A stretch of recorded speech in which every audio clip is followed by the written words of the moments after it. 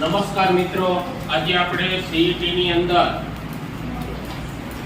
એક સરસ મજાના પ્રકરણનું નામ છે રક્ત સંબંધ.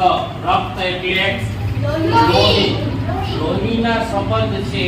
ઈ સંબંધના આધારિત આપણને આ પરીક્ષાની અંદર દાખલા પૂછાય છે. તો સૌપ્રથમ આની સમજૂતી મેળવવી પડે, ત્યાર પછી તમને આના દાખલા એકદમ સરળ લાગશે. જોઈએ તો આ બધા અહીંયા જે આપેલા છે આ બાજુ ઈ એકદમ સરળ સંબંધ છે. ઈ તમને ખ્યાલ જ હોય.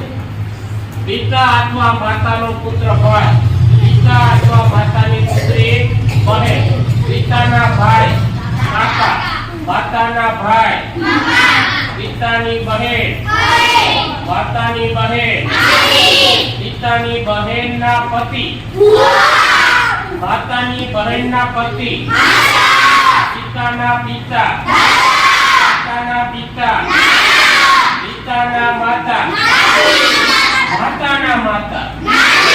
ચાલો આ પ્રકારના સંબંધ પતિ પત્ની આ તમને ખ્યાલ ન હોય, ઈ જરાક તમારે યાદ રાખવા પડશે.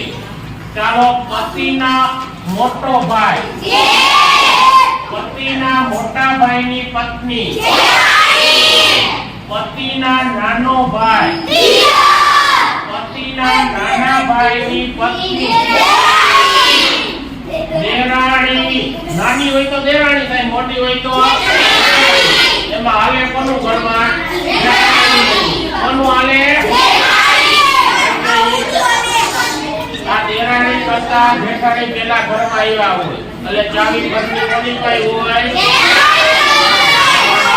ચાલો, પતિની બહેન અને આ બેયનું હાલે. કોનું હાલે ઘરમાં? ઈ નવાજનું હાલે. કોનું હાલે? પતિનો મોટો પત્નીનો ભાઈ ઈ જેઠાલાલ.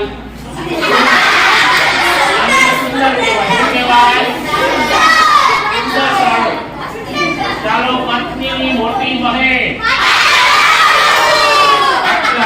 બે હાટુભાઈ કહેવાય, એમાં મોટા હોય એને કાકલા.